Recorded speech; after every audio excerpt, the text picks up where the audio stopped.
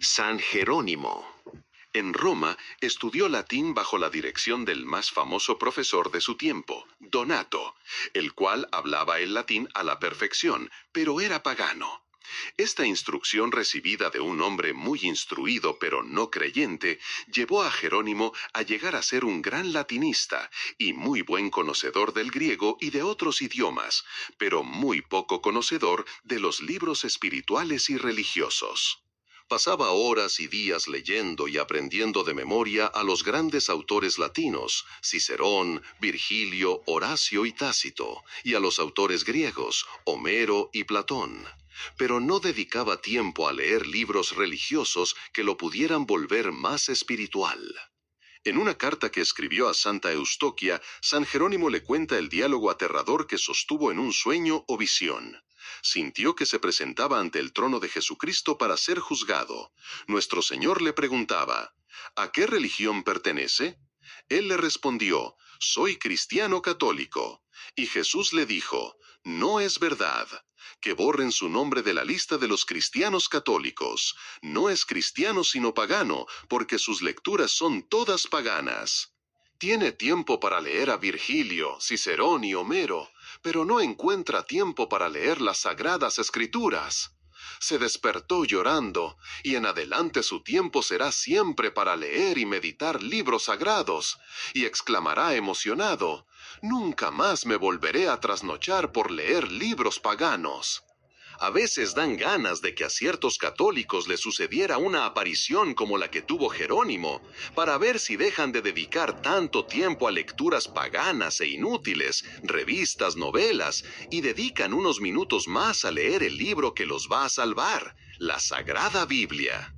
Jerónimo dispuso irse al desierto a hacer penitencia por sus pecados, especialmente por su sensualidad que era muy fuerte, y por su terrible mal genio y su gran orgullo.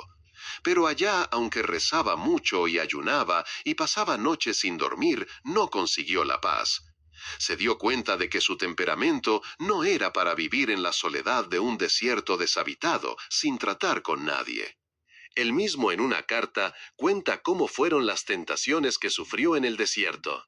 Y esta experiencia puede servirnos de consuelo a nosotros cuando nos vengan horas de violentos ataques de los enemigos del alma.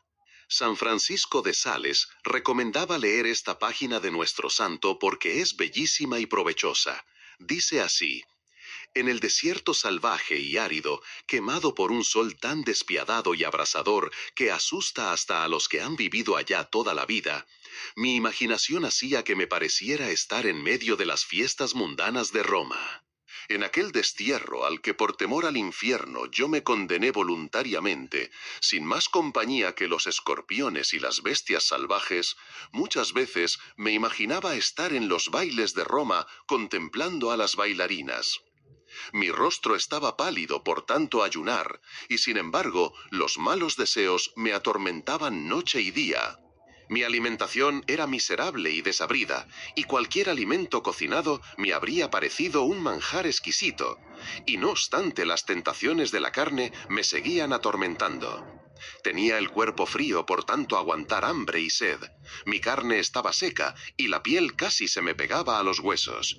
Pasaba las noches orando y haciendo penitencia, y muchas veces estuve orando desde el anochecer hasta el amanecer, y aunque todo esto hacía, las pasiones seguían atacándome sin cesar.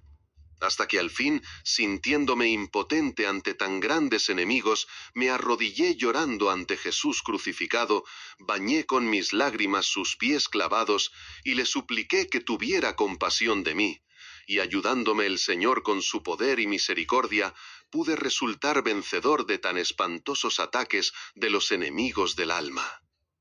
Y yo me pregunto, si esto sucedió a uno que estaba totalmente dedicado a la oración y a la penitencia, ¿qué no les sucederá a quienes viven dedicados a comer, beber, bailar y darle a su carne todos los gustos sensuales que pide? Vuelto a la ciudad, sucedió que los obispos de Italia tenían una gran reunión o concilio con el Papa y habían nombrado como secretario a San Ambrosio. Pero éste se enfermó y entonces se les ocurrió nombrar a Jerónimo. y allí se dieron cuenta de que era un gran sabio que hablaba perfectamente el latín, el griego y varios idiomas más. El Papa San Dámaso, que era poeta y literato, lo nombró entonces como su secretario, encargado de redactar las cartas que el pontífice enviaba, y algo más tarde le encomendó un oficio importantísimo: hacer la traducción de la Santa Biblia. Las traducciones de la Biblia que existían en ese tiempo tenían muchas imperfecciones de lenguaje y varias imprecisiones o traducciones no muy exactas. Jerónimo, que escribía con gran elegancia el latín, tradujo a este idioma toda la Biblia, y esa traducción llamada Vulgata, o traducción hecha para el pueblo o vulgo, fue la Biblia oficial para la Iglesia Católica durante 15 siglos.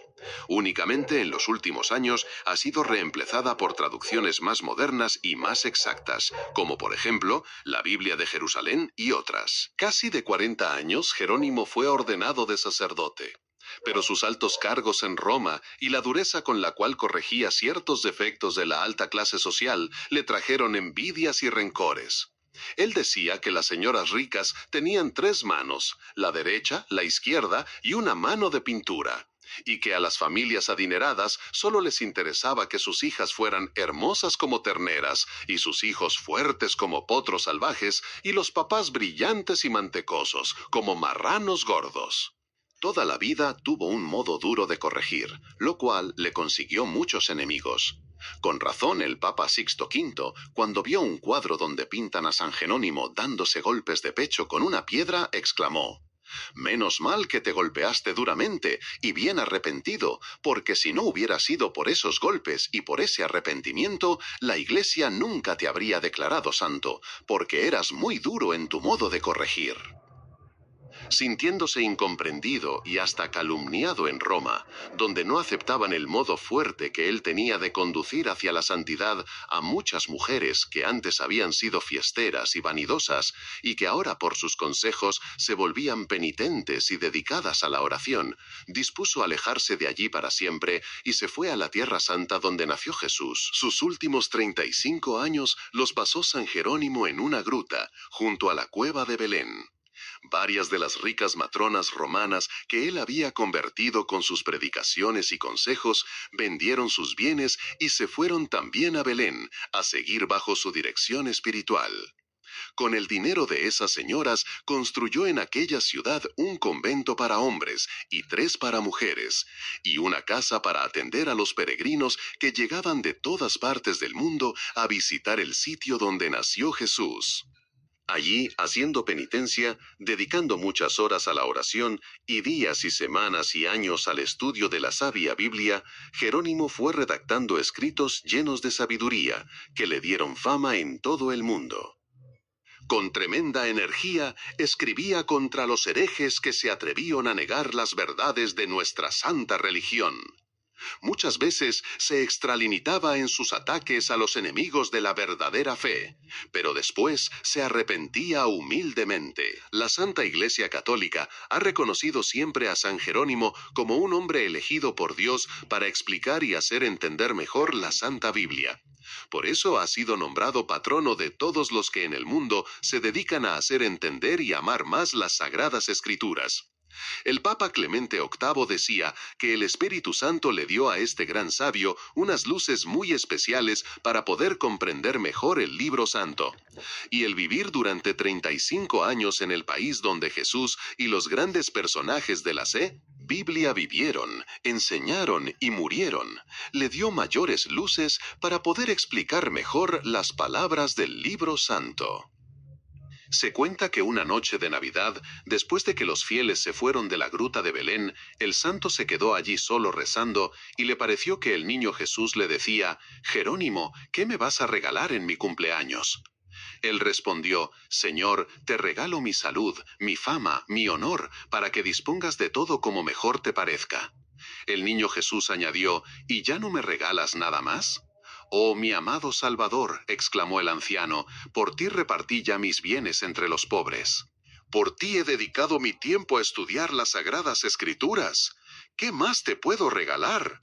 Si quisieras, te daría mi cuerpo para que lo quemaras en una hoguera, y así poder desgastarme todo por ti». El divino niño le dijo: Jerónimo, regálame tus pecados para perdonártelos. El santo al oír esto se echó a llorar de emoción y exclamaba: Loco tienes que estar de amor cuando me pides esto. Y se dio cuenta de que lo que más deseaba Dios que le ofrezcamos los pecadores es un corazón humillado y arrepentido, que le pide perdón por las faltas cometidas.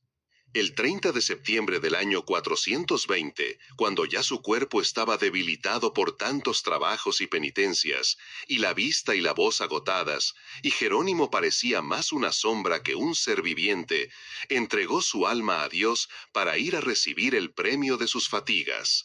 Se acercaba ya a los 80 años. Más de la mitad los había dedicado a la santidad.